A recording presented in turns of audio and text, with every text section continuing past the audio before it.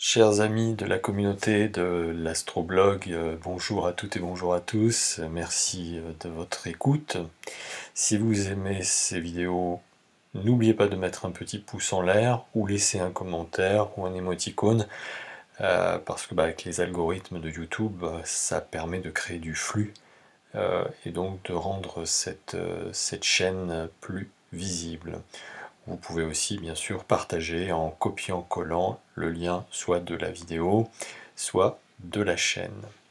Aujourd'hui, carte du ciel de la nouvelle lune du 30 mai, donc nouvelle lune qui est en cours dans le signe des Gémeaux. Le signe des Gémeaux gouverné par Mercure ici, qui est dans le signe du Taureau et qui est rétrograde. Conjoint de Nord-Taureau et conjonction large, mais conjonction tout de même, puisque Mercure rétrograde a la planète Uranus qui continue son travail dans le signe du Taureau. Uranus qui met 7 ans pour traverser un signe, environ 7 ans. Donc vous voyez, Uranus est à la moitié de sa course, il est dans le doigt de Balance du Taureau, un doigt de vénusien, et comme Vénus est gouverné, le Taureau est gouverné par Vénus qui est ici, qui elle-même rentre dans le signe du Taureau, donc dans son signe, on peut dire qu'on a une grosse énergie mercuro-vénusienne pour les temps actuels. D'autant plus qu'au moment de cette nouvelle lune, à la conjonction exacte, nous avons un ascendant Vierge, et la Vierge est gouvernée par Mercure. Cette nouvelle lune du 30 intervient 3 jours après la mise en place du carré de Vénus à Pluton, ici, qui est toujours bien sûr dans le signe du Capricorne. On voit, le carré, c'est ce trait rouge qui part de Pluton à Vénus. C'est un carré croissant, c'est un carré qui énergétiquement va du Bélier, on pourrait dire, au Cancer. C'est cette Vénus ici, par rapport à Pluton, vous savez, je fais régulièrement des podcasts pour suivre justement la course de Vénus et de Mars, qui, courant décembre et janvier, ont été en conjonction avec ce Pluton, donc ils sont tous les deux porteurs de l'énergie plutonienne, et vont donc la distribuer au cours du cheminement. Donc ce carré de Vénus, c'est un aspect d'expression. Ici, Vénus est invitée à mettre au monde, à accoucher ce qu'elle transporte de son énergie au moment de sa conjonction à la planète Pluton dans le Capricorne. Pluton, je reprécise que c'est la source, en fait, c'est la possibilité de se rebrancher à la source de toute chose. C'est vraiment la vérité suprême, c'est l'authenticité d'être, et plus que cela encore, l'authenticité de notre âme que nous portons. C'est difficile d'accéder à son âme parce que nous sommes costumés de couches et de couches de conditionnements dès lors que nous venons au monde. Conditionnements bien sûr familiaux, sociétaux, éducatifs, etc. etc. Et donc, nous, au fur et à mesure de notre vie, nous perdons notre âme, en quelque sorte, ou nous nous en éloignons. Nous la travestissons. Et à force de la travestir, on a de plus en plus de mal à y accéder. Sauf quand on a effectivement un Pluton très fort dans son thème. En tout cas, à chaque fois qu'il y a un contact avec Pluton, quelle que soit d'ailleurs la nature de l'aspect, c'est toujours un moment de vérité, et d'authenticité, un moment où on a envie de sortir de nos propres intrigues. Donc Vénus ici, c'est un carré croissant, c'est un moment, le carré croissant, d'accouchement. De la conjonction au carré, on est dans une phase de développement intra-utérin, pour donner une image. Ce développement intra-utérin est arrivé à son terme, c'est comme la grossesse est arrivée à terme, si vous préférez, et bien il faut accoucher pour permettre la suite du développement extra-utérin. Et bien là, c'est ça, Vénus, planète de nos affects, de nos besoins, de nos envies, ici, est arrivée à terme, et donc accouche, est invité à accoucher. C'est un aspect tendu, hein. Le carré, bien sûr, c'est toujours un peu un moment délicat. C'est pour ça que cet aspect a souvent mauvaise réputation auprès de certaines écoles astrologiques. Bon, moi, je me positionne pas dans cette vision.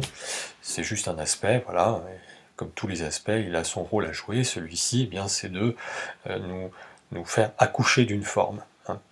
L'aspect carré est un accoucheur de forme, et ici, cet accoucheur de forme est un aspect qui va de l'intérieur à l'extérieur, donc il faut extérioriser cette Vénus, manifester cette Vénus, vaille que vaille. C'est l'invitation. Alors, les signes les plus concernés sont bien sûr les premiers décans Taureau, les fins de troisième décan Capricorne, pardon, ou tout début premier décan Verseau, également fin troisième décan Bélier. Vous voyez toute cette zone là qui est ici, là, hein. Bien sûr, ce sont les signes les plus concernés. Également, on va dire début Lion, fin Cancer, ou à l'opposition en face, les fins Balance, début Scorpion. Si vous êtes né dans ces périodes-là, ou si vous avez des objets astrologiques dans ces endroits-là, d'autres planètes de votre thème, hein, dans ces espaces-là, ou bien sûr des angles, ascendant, descendant, milieu du ciel, fond de ciel, évidemment, en principe, vous allez être impacté par cette énergie. Alors, le Taureau, voilà, hein, il y a Vénus qui est dedans, nous avons Pallas, nous avons Uranus, le nœud nord, Mercure rétrograde. On voit que ce signe est sous le feu des projecteurs en ce moment. Le Taureau, c'est un signe bucolique. C'est le signe qui nous rapproche de la source nourricière. Ici sont stockés nos besoins fondamentaux, nos besoins vitaux. Sans l'alimentation et le réaccordement à cette source nourricière, à ces besoins fondamentaux, nous ne pouvons pas vivre. C'est simple. Notre survie dépend du signe du Taureau et de la relation que nous entretenons avec ce signe. Alors évidemment, ça concerne par exemple la nature, l'écologie, l'agriculture, mais pas que, tout ce qui permet de nous sustenter d'une façon ou d'une autre, aussi sur un plan psychologique. Mais c'est vrai que le Taureau étant le deuxième signe du zodiaque, on est ici dans des choses assez physiologiques, assez physiques, hein. Si vous voulez, pour moi, là, tout ce moment, là, ici, il y a comme une nécessité de se mettre au vert. Le Taureau, c'est, oui, le signe de la campagne, mais quelle que puisse être la campagne, enfin, en tout cas, d'avoir des espaces de campagne intérieure aussi, c'est possible. En tout cas, c'est pour beaucoup, et pour les personnes concernées par ces dynamiques planétaires, il y a la nécessité de se débrancher un peu de l'agitation du monde, et saperlipopette, quelle agitation depuis maintenant plus de 2 ans et demi, et ça continue encore et encore, c'est que le début d'accord, comme dirait la chanson de Francis Cabrel. Uranus, Mercure, là il y a une prise de conscience. Ayant pris conscience tout à coup que finalement on n'est pas dans un moment seulement passager, hein, il y a un moment donné, on se disait, tiens, bon, le monde d'avant, le monde d'après, et puis bon, on va revenir comme avant. On se rend bien compte, là, tout à coup, en prenant conscience de tout ce qui se passe, que on ne reviendra pas au monde d'avant, et je dirais peut-être même tant mieux, parce que le monde d'avant n'était pas si parfait que cela. De toute façon, comme j'ai expliqué, nous vivons un moment de révolution de nos systèmes civilisationnels comme rarement on en a vécu dans l'histoire de l'humanité, et nous entrons dans cette phase-là. Ça va prendre beaucoup de temps, c'est clair, hein, c'est pas en un claquement de doigts que tout va se transformer, c'est pas possible. L'histoire s'écrit sur de longues années, même si aujourd'hui nous sommes dans des époques où ça va beaucoup plus vite qu'au Moyen-Âge, évidemment. Il n'empêche que il faut accepter qu'il y ait une temporalité, d'ailleurs, ce que nous invite ici à faire Saturne dans le Verseau. Il met un peu des freins, alors c'est embêtant parce qu'on voudrait déjà être dans l'après, on voudrait déjà être dans cette autre civilisation, dans cet autre monde, on voudrait voir ce que c'est, mais Bon, d'abord, il faut peut-être envisager de terminer ce que nous avons à terminer.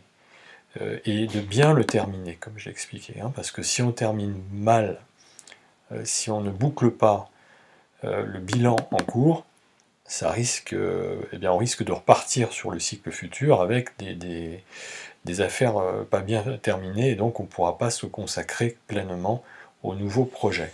C'est de ça dont il s'agit ici. C'est de, tout à coup, là, cette prise de conscience dit, ok, le monde continue de s'agiter, donc je vais me mettre au vert.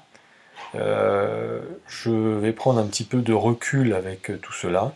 Ça peut être aussi se dire, bon, à quoi bon lutter, à quoi bon résister, à quoi bon manifester contre, et ne serait-il pas plus judicieux de manifester pour, ou de lutter pour quelque chose, vous voyez?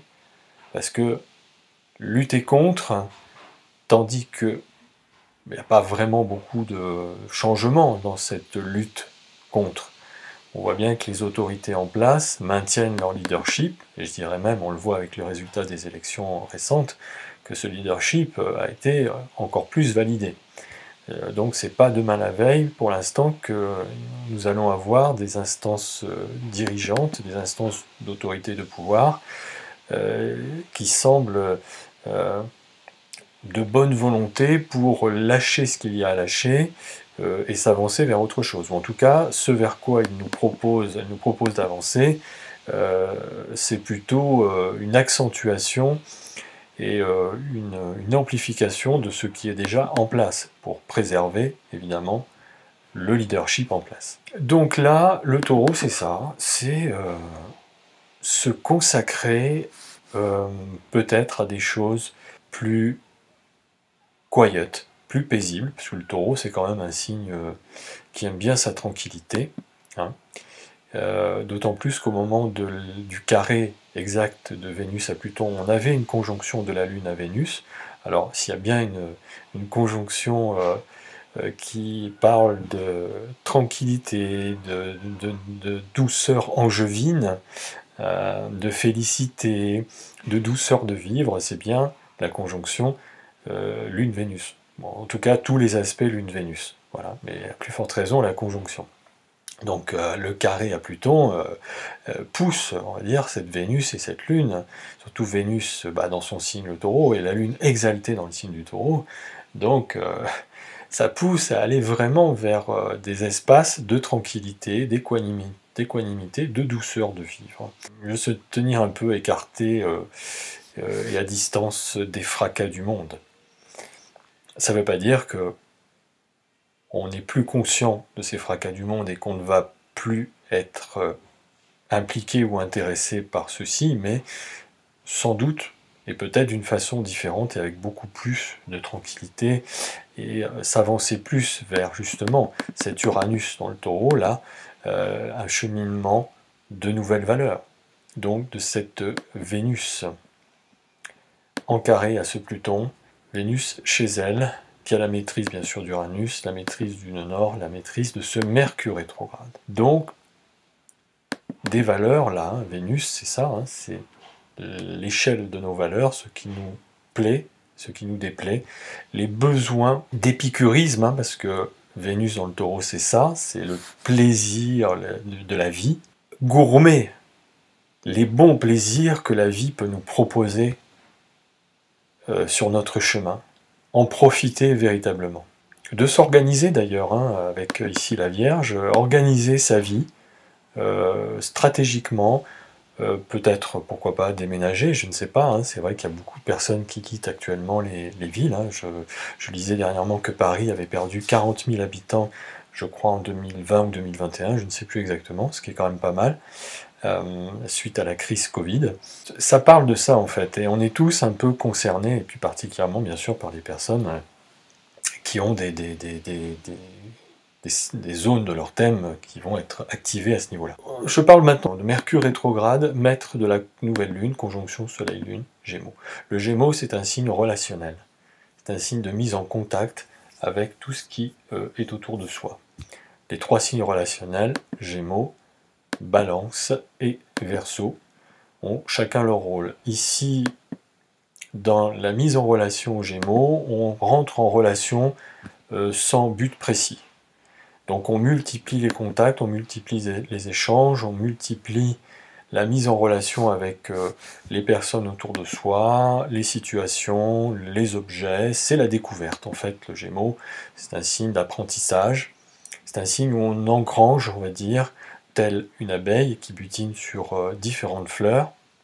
On engrange les différentes expériences que nous contactons sur notre chemin.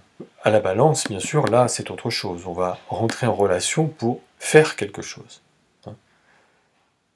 Le Gémeaux, il n'y a pas vraiment de but. C'est pour ça que parfois, dans la multiplicité des contacts et des échanges Gémeaux, il n'y a pas vraiment de sens ici. En tout cas, à l'étape Gémeaux. Le sens viendra en face avec le signe du Sagittaire, qui cherchera, lui, justement, à donner du sens à toutes les expériences vécues et rencontrées dans le Gémeaux, à toutes les relations. Ici, au Gémeaux, on butine, vous voyez. On butine, on va expérimenter différentes choses, on découvre, on rentre en contact avec différents champs d'expérience et différents champs de connaissances. Cette connaissance viendra peut-être faire sens ici avec des systèmes de pensée au Sagittaire. Mais restons dans le Gémeaux et donc dans cette nécessité de se déplacer, de multiplier les contacts, les échanges. Dans le signe du Taureau, le signe des valeurs, donc ici c'est l'occasion de revoir justement, surtout que Mercure est rétrograde, vous voyez, la pensée ici a besoin d'être revue. D'autant plus que ce Mercure fait un carré à Saturne, vous voyez, Saturne qui d'ailleurs devient rétrograde ce jour, 30 mai, donc on va avoir un double effet rétrogradation d'une pensée qui a besoin d'être revue. Une pensée un peu peut-être parfois arbitraire, un peu trop jugeante, et qui a besoin de s'assouplir et de retrouver aussi une paix, hein, une quiétude. Le carré, je le rappelle, c'est un carré croissant, donc Saturne pousse Mercure ici à, comment dire, à retrouver peut-être aussi de la structure. Vous voyez, Saturne est une planète structurante, ne l'oublions pas. La multiplicité des expériences Gémeaux doivent essayer de, peut-être pas encore faire vraiment sens, mais au moins de constituer un socle de valeurs, un socle d'affect, de relations aussi avec des personnes qui nous semblent proches. Il y a un trigone à Pluton sur ce Mercure. Le trigone est un aspect facilitant, donc Mercure est aidé par Pluton. Ok, on rigidifie peut-être un peu sa pensée, enfin on la structure, on va éviter justement de la rigidifier, parce que sinon ça risque de créer des couacs. D'ailleurs, je pense que dans ces moments-là, il est possible qu'effectivement il y ait des couacs avec beaucoup de personnes autour de soi, enfin en tout cas avec certaines personnes autour de soi, parce que, comme je le dis, depuis la conjonction à Pluton de Vénus et de Mars, il y a quand même à un moment donné, l'envie de se rapprocher, de communiquer, de relationner avec des personnes dont on se sent proche. On n'est pas forcément amis avec ces personnes, mais par contre, il y a un socle de valeurs qui est vraiment identique et qui fait qu'on partage les mêmes visions du monde. Les mêmes visions de société, par exemple, les mêmes visions de vivre ensemble. Ça ne veut pas dire forcément qu'on va vivre ensemble, bien sûr, parce que encore une fois, il faut se méfier aussi de ce côté communautaire, etc., etc. Bon, c'est pas forcément le chemin à prendre pour tout le monde, mais par contre, il peut y avoir une véritable communauté de valeurs et de pensées, ces valeurs à partager, voilà, à échanger ensemble. Donc Mercure ici, avec le carré à Saturne, bah oui, il pousse à avoir à la fois une pensée solide, stricte, organisée, structurée, et en même temps de ne pas tomber dans non plus un formalisme et une fermeture d'esprit. Le Gémeaux reste toujours curieux, hein, c'est vraiment le signe de la curiosité, les Gémeaux. Donc il faut aiguiser sa curiosité, ne pas hésiter à multiplier les expériences, les contacts, pour trouver peut-être ce qui nous correspond le mieux, justement, dans cette période si chaotique, dans laquelle on a envie de ne plus être dans une certaine posture, et l'envie de s'avancer vers de nouvelles postures, de nouveaux paradigmes. Autre chose aussi, au moment de cette nouvelle lune, bien sûr la conjonction Mars-Jupiter, on ne peut pas l'éluder celle-ci. Jupiter, planète d'expansion, d'épanouissement, c'est une planète qui nous aide à cela. Alors conjoint à Mars, planète d'action, là justement on est dans cette démarche-là. On est dans la démarche d'aller vers ce qui pourrait nous épanouir pleinement et nous donner du plaisir, nous donner du bonheur, de la joie de vivre. Jupiter, c'est l'enthousiasme, alors encore plus dans le signe du Bélier. Le Bélier, c'est le signe de la fraîcheur de l'inédit, c'est le signe de l'intrépidité, c'est le signe du courage, de l'audace, de s'avancer. Mars-Jupiter, c'est, alors, dans le thème de certaines personnes, ça fait des sportifs, par exemple. Donc c'est quand même physique. Là, on déploie son énergie physique, ses cuisses, ses jambes, son corps, on met en route son corps, le corps se meut, surtout avec Mercure, et justement le Gémeaux, on se meut, on se met en mouvement pour justement trouver sa voie de quiétude, sa voie de bonheur, sa voie d'épanouissement. Jupiter, qui est toujours dans une conjonction à Neptune, et Mars aussi d'ailleurs, donc on se meut et on est audacieux, on s'avance, on s'aventure, on a l'esprit d'entreprise au service justement de la foi qui nous gouverne et qui nous anime. Pour le côté lumineux, c'est super. Maintenant, bien sûr, comme je le dis souvent, les planètes ont toujours la double face. Il y a le côté lumineux et le côté obscur de la force. Donc évidemment que ce Mars-Jupiter dans le Bélier, ça peut être aussi le guerrier, évidemment. Mais on peut être guerrier de la lumière, guerrier pour le bonheur. On se bat pour ses idées, on se bat pour sa foi.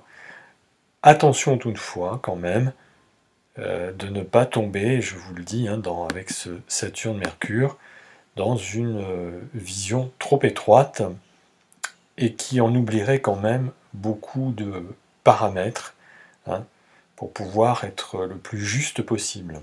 Je fais un petit rappel de ce que j'avais dit sur la conjonction Jupiter-Neptune au moment du podcast. C'était au début de l'année, je ne me souviens plus exactement. Vous pouvez retrouver ce podcast, j'en ai fait plusieurs.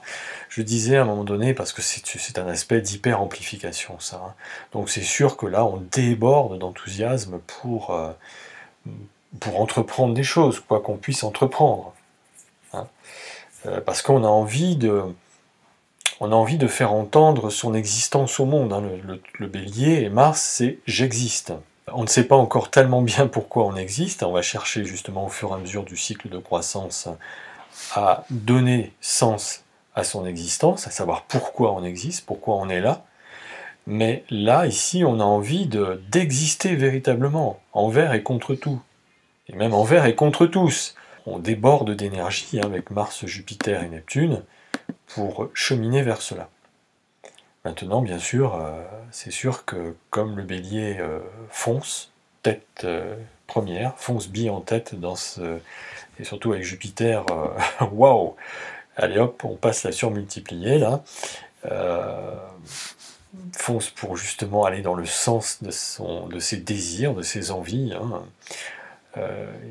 Tout dépend justement de la nature des désirs pour lesquels et vers lesquels on s'engage. Ça peut être un petit peu parfois problématique.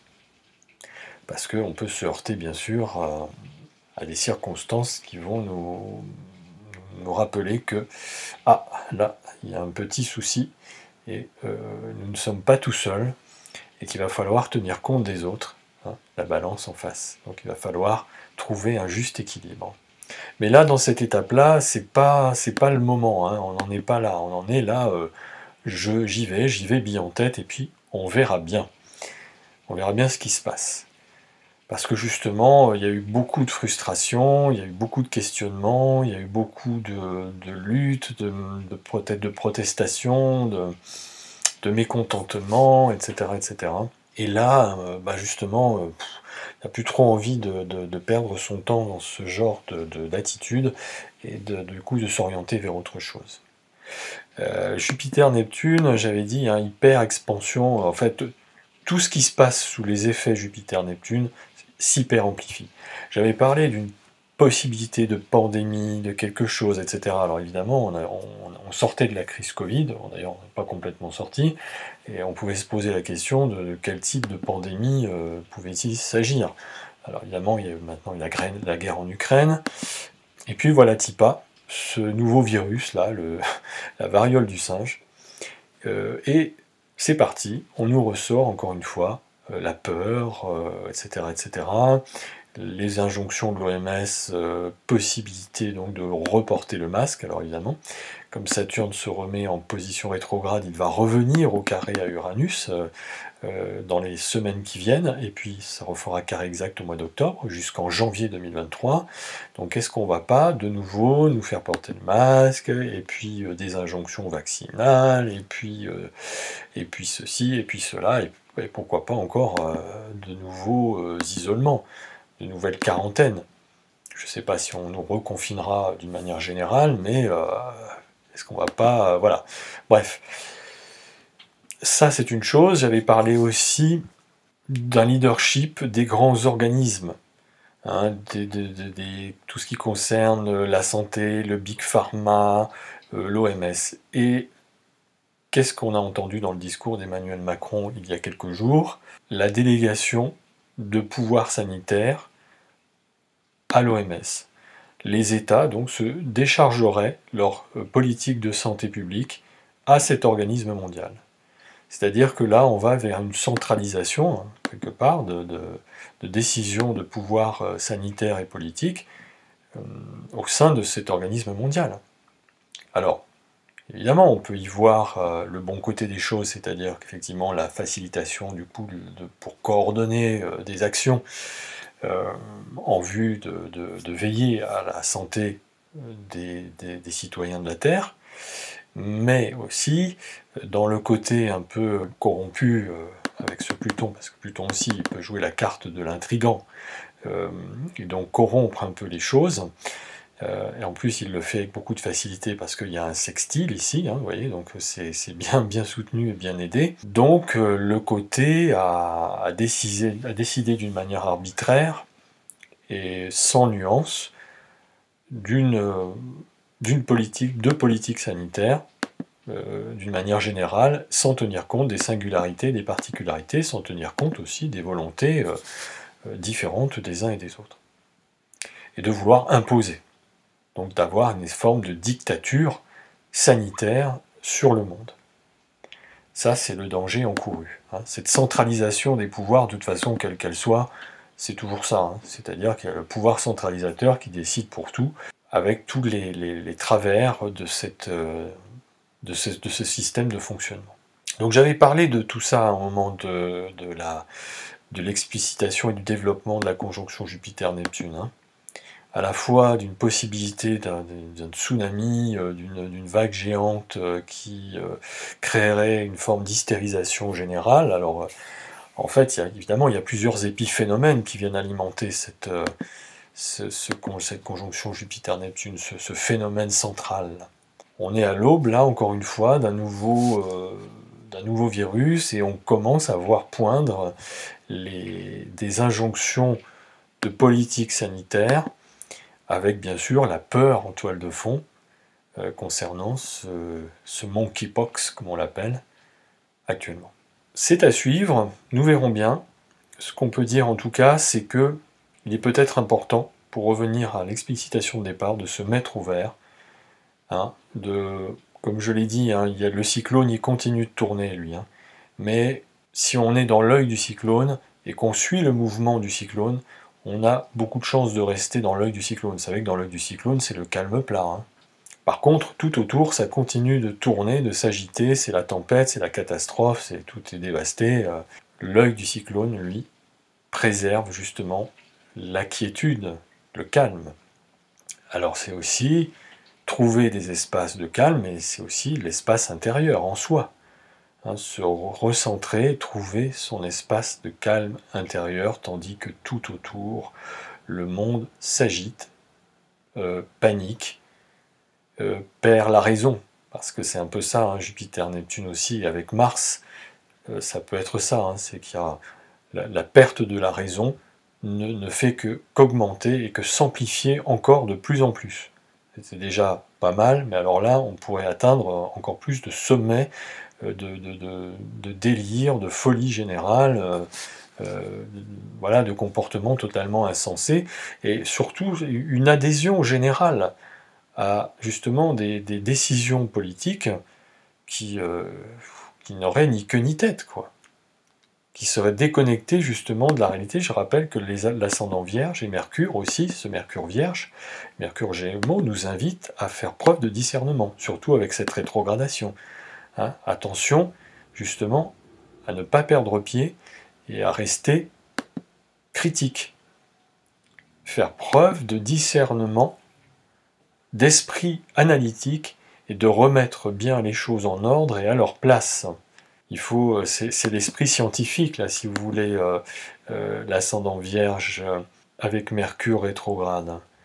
C'est l'esprit analytique qui ne se laisse pas déborder et qui replace les choses dans leur contexte, qui les classifie, qui fait du tri aussi dans tout ce qui peut être amené comme information. Parce que c'est ça aussi, Mercure. Et le Gémeaux, c'est la communication, le verbe, les mots. Donc ici, attention aux trop de mots. Trop de mots. Créer des mots, M-A-U-X. Donc, calme, luxe et volupté, peut-être, dans le moment taureau. Voilà, je m'arrête là, j'étais un peu long. Je vous souhaite une belle fin de journée et je vous dis à bientôt pour un prochain podcast. Bye bye.